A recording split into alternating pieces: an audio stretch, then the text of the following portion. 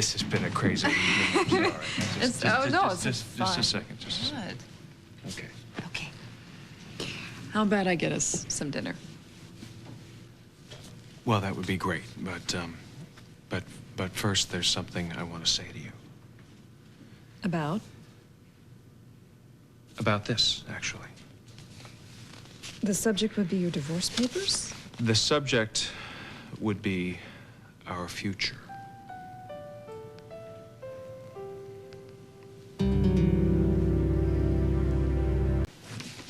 We're both in the construction business, right? Right, yeah. Well, life and relationships, when they're straightforward, when they're uncomplicated the way they're supposed to be, they're sort of like building a house. That's romantic. Yeah. I'm teasing. No, I'm I'm getting there. I'm getting there. Now, first you have a vision of what you think you want it to be like. And then from there, the thing sort of builds. And you have a plan and a blueprint, right? And then when you come up with a design, when you come up with a design, then you lay a firm, strong foundation. And then you begin to build. You build. Yeah. What do you build? Well, by my way of thinking, you build something that will last a very long time.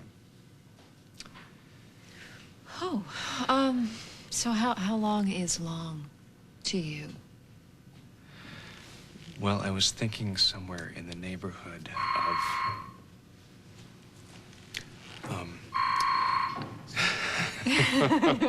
excuse me. Yeah, sure. I'll get this person off the phone as quick as I can. Hello. Josh, thank God you're there. Reva.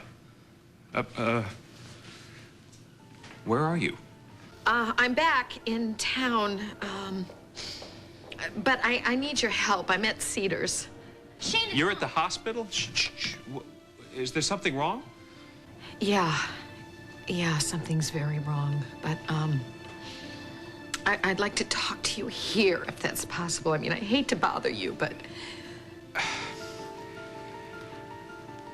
Okay, all right. You stay there. I'm on my way.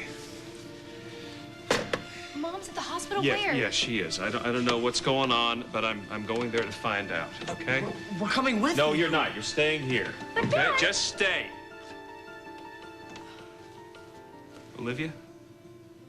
You coming with me?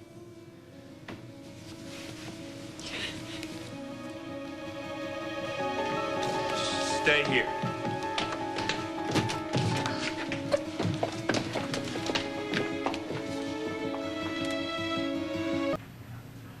We know the story. We know what the truth is. And that's good enough. I don't need to go looking for any more trouble. Reva, you don't know how happy I am to hear you say that, because I've only got about 1 square inch of my body that's not broken or bruised. But it's all yours if you want it.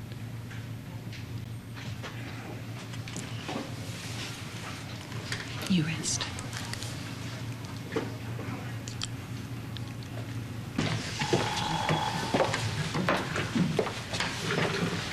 Welcome back. What happened? Where were you? We were, in a little difficulty, but fortunately, we're okay. Well, some of us never doubted that you would be. How are the kids? They're fine, I guess. They were worried, but basically they're okay. If you choose to ignore anxiety, sleeplessness, rebellion, and the fact that Marah's now dating a crime puppy. I'll explain it later. No, not later. Now, please explain it now. Well, basically, you kids are nervous wrecks. So I hope all your secrecy and high drama was worth it.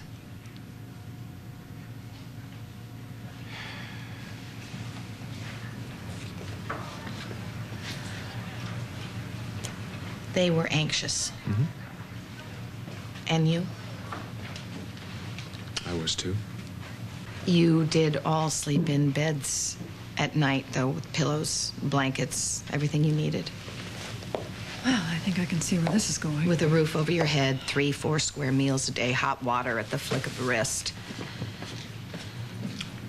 Yes, we did, but that's not the point. Yeah, well, you know, there are places in this world that don't get to live that way. And I'm sorry that if Marah and Shayne and the two of you were a little stressed or anxious, I am truly sorry. But not once were you ever in need of warmth or food, or you were well taken care of, right? I mean, you didn't have your sleep interrupted with threats. You didn't have your lives threatened. So maybe you should stop wringing your hands and... And what? Count our blessings? Yes. You're unbelievable. Could you have possibly come up with a more superficial, narcissistic rationalization? All right, just As if take creature it comforts easy, somehow Olivia. cancel out your children's emotional needs? Yeah, why should kids expect reassurance and a sense of continuity from their parents when there's so much hot water? You know, it's no wonder that Marah is dating a junior mobster and Shayne fingers his lacrosse stick like it's a set of worry beads. And you know something? It's no wonder Josh divorced you.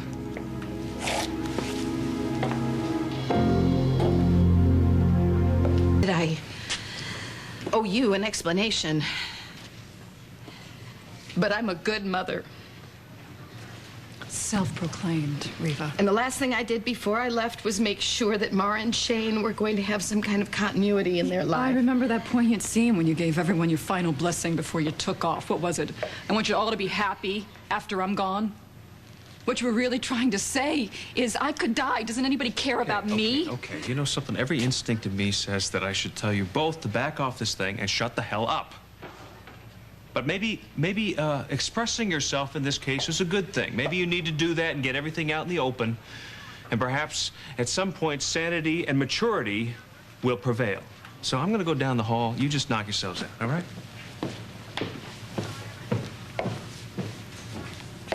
Looks like you lost your audience.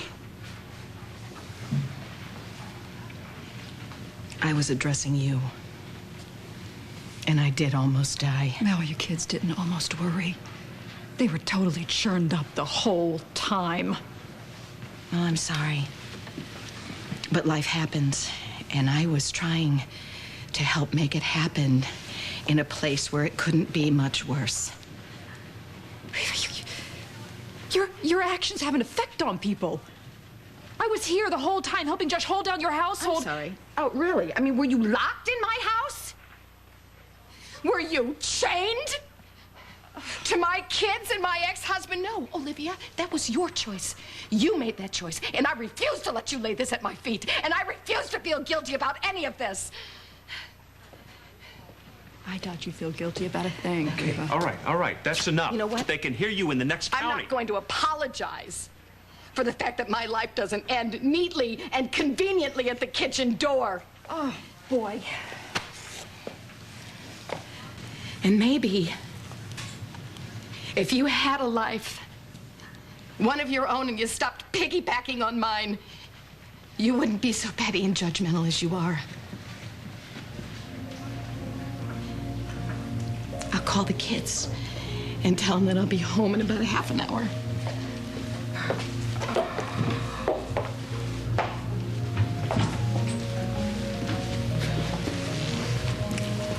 Maybe it's time for you to disengage. You know what? She pushes every button I have and then makes new ones, and I hate it when she brushes us off like that. Well, she's Noah's problem now. I just hope he can handle her.